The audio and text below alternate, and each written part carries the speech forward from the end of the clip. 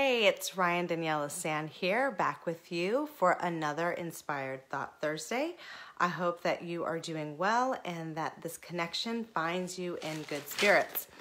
So we are here today. It's late in the evening, and I just tried to record a second ago and saw that I have a low connection.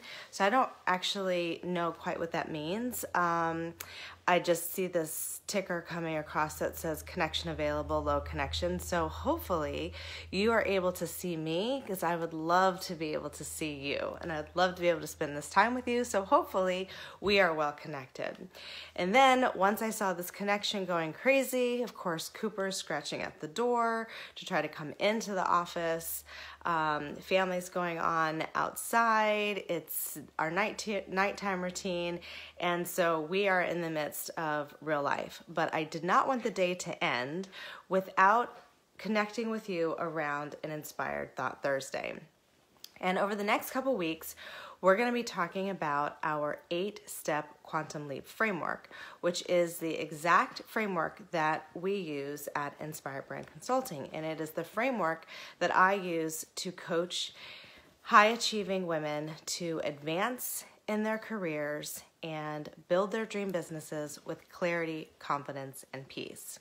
And this framework is science-based. It is a framework that I've put together. However, it is based on science. It's based on best practices. It's based on change management theories. It's based on personal development.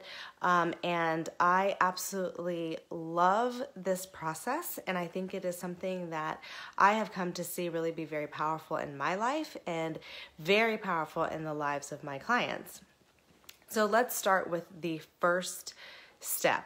The very first step of the Quantum Leap framework is to identify, know, and own your brilliance. I'm going to say that again. It is to identify, know, and own your brilliance. So what am I talking about when I talk about your brilliance?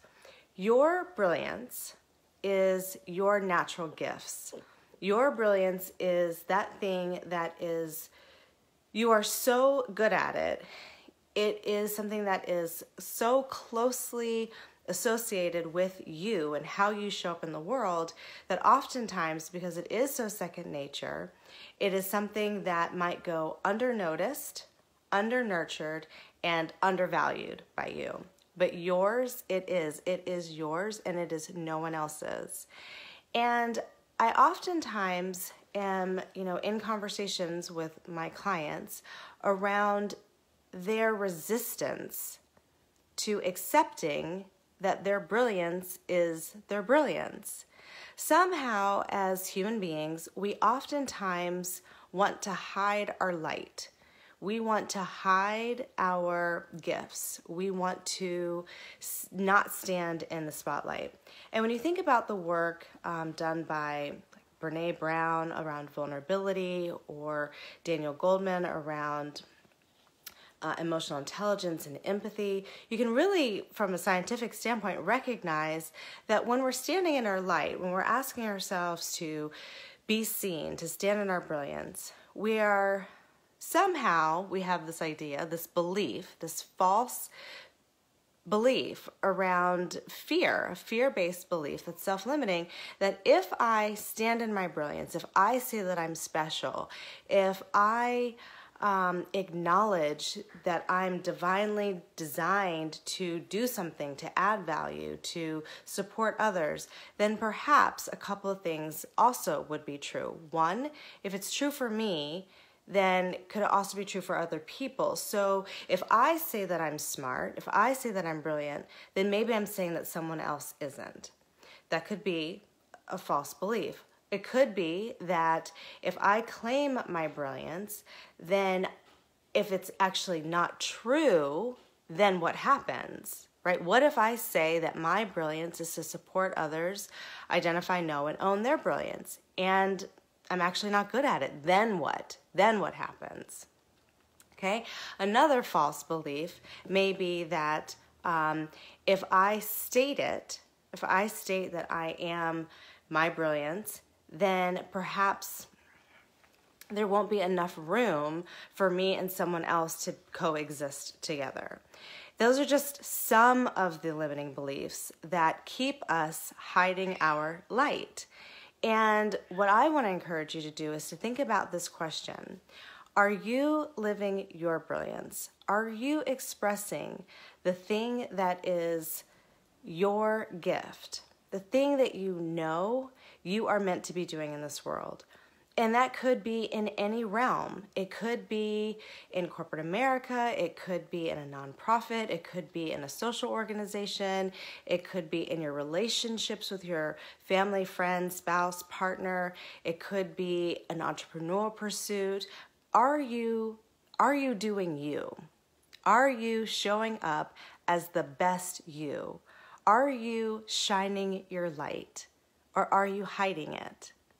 Question of the night. Are you shining your light, or are you hiding it?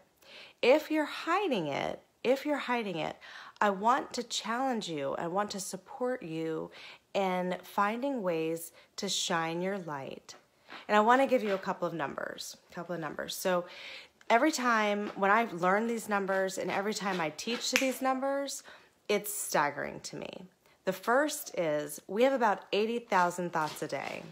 80,000 thoughts. It's a ton of thoughts. Mind chatter is happening all day long.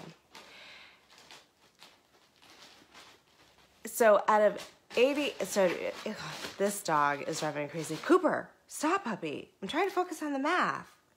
Please. Shh. I tell you.